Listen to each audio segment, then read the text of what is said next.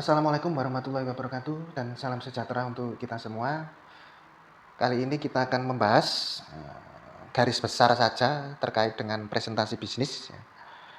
Peran presentasi sangat penting dalam bisnis, itu fungsinya untuk pengenalan dan memastikan bahwa produk lebih terlihat dan menawarkan manfaat. Manfaat presentasi bisnis itu salah satunya efisiensi. Efisiensi itu maksudnya bagaimana?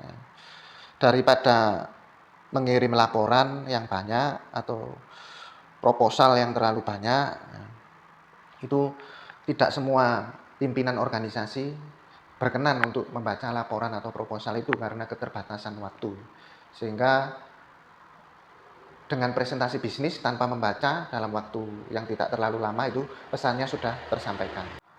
Kemudian itu memberikan kita umpan balik ya. Umpan balik itu maksudnya kita menginformasikan suatu produk atau jasa, sedangkan dari perusahaan lain yang kita tawarkan itu bisa langsung bertanya atau melakukan negosiasi harga, negosiasi fasilitas. Ya. Itu ada di situ. Ya. Tidak seperti tulisan, ya. Belum tentu dibaca, ya. Mungkin nggak sempat baca, ya. Atau kurang jelas. Ya. Dengan datang langsung dengan presentasi bisnis itu bisa menyampaikan pesan langsung kepada pihak lain. Yang perlu disiapkan dalam presentasi bisnis, yang pertama tentu menguasai subjek atau materi yang diberikan. Jadi kita perlu menguasai materi dan mengetahui audien ini kebutuhannya apa. Jadi jangan sampai kita menawarkan kepada perusahaan yang sudah tidak memerlukan produk yang kita tawarkan lagi, itu membuang-buang tenaga. Jadi kita perlu mengetahui dulu subjeknya, kemudian materi yang diberikan itu harus dikuasai, ya. Harus paham produk, istilahnya product knowledge. Ya. Di kelas komunikasi bisnis ini saya yakin ada di antara rekan kita ini yang di bidang pemasaran atau marketing ya, itu product knowledge atau pengetahuan terhadap produk itu sangat memadai. Kemudian perlu sarana dan prasarana yang memadai, antara lain perlu nggak LCD ya, bawa sendiri atau sudah ada di perusahaan tempat presentasi. Nah, terus kabel roll itu ada nggak? Itu perlu dipastikan. Kalau kita nggak yakin ya kita bisa bawa sendiri. Kalau datang fasilitasnya kurang, kita sudah punya alatnya, tinggal pasang. Itu hal-hal sepele tapi bisa membuat berjalannya presentasi bisnis itu menjadi lancar. Bayangkan aja kalau kita mau presentasi bisnis perlu pakai LCD proyektor, sudah disediakan, ternyata colokannya kurang. Nah, sehingga proyektornya nyala, laptop kita yang nggak nyala. Nah, ini kan repot karena laptop kita perlu arus listrik yang terus-menerus. Kalau dicabut mati, ya bisa seperti itu. Itu tuh hal sepele yang perlu diperhatikan. Kemudian presentasi bisnis itu punya tujuan komersial. Tujuan komersial itu tujuan yang bisa diperdagangkan. Tujuan yang mendapatkan laba bagi perusahaan. Selain sebagai iklan, bisa juga ada pesan lucu ya. Contohnya pesan lucu, kami memiliki suatu sistem antrian yang bisa digunakan oleh perusahaan. Jadi semua pelanggan yang datang itu dipastikan memegang nomor antrian. Kita tidak perlu bertanya-tanya dan membuat pertanyaan, apakah kita ini sudah diketahui kedatangannya oleh CS? Apakah CS tahu kita datang dari tadi atau datang barusan? Apakah kita sebagai pelanggan harus menunggu lama tanpa nomor antrian yang jelas sampai kita perlu bawa bantal di ruang tunggu pelanggan? Membawa bantal di ruang tunggu pelanggan ini kan suatu hal yang lucu.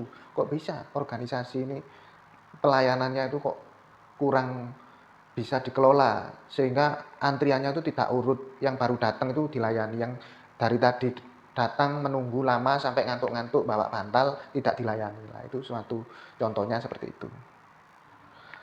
tujuannya presentasi bisnis itu lebih persuasif ya, sehingga closing bisnisnya itu bisa lebih dilakukan. Kebetulan ini saya bawa MOU Pak, bisa dipelajari dulu, sudah ada materinya nanti bisa ditandatangani.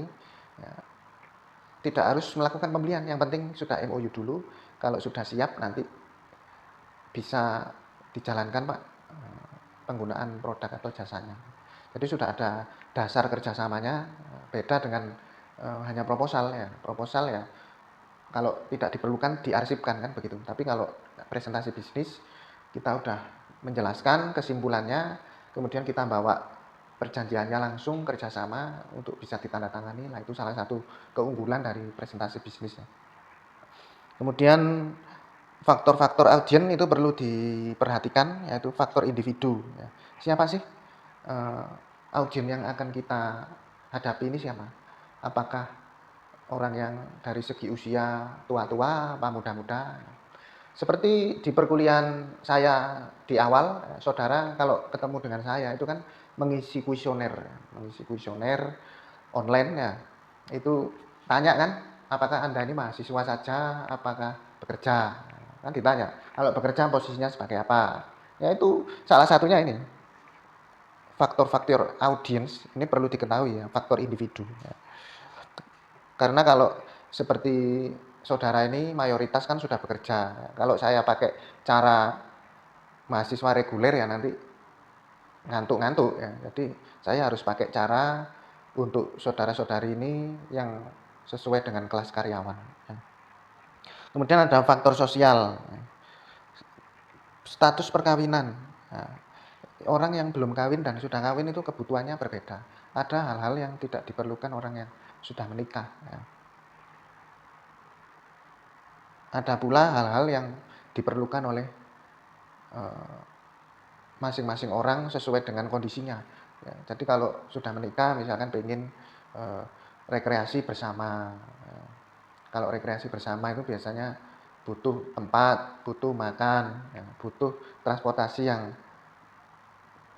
banyak seatnya. Ya, beda dengan yang belum menikah. Belum menikah kan jomblo kan cuma satu orang, ya, berangkat naik sepeda motor juga bisa. Ya. Nah, itu contohnya. Kemudian ada juga faktor multimedia, gaya pesan dan variasi dalam isi pesan.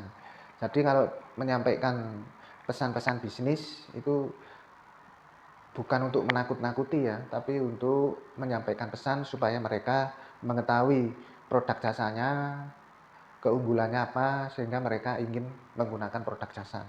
Bukan untuk menakut-nakuti ya, dengan risiko-risiko yang ada. Contoh, menakut-nakuti. Pak, silakan datang ke wahana rekreasi kami. Ini tapi jalannya ini naik loh Pak, ini waduh capek dan jauh ini Pak, melelahkan. Jangan seperti itu ya, itu tidak perlu.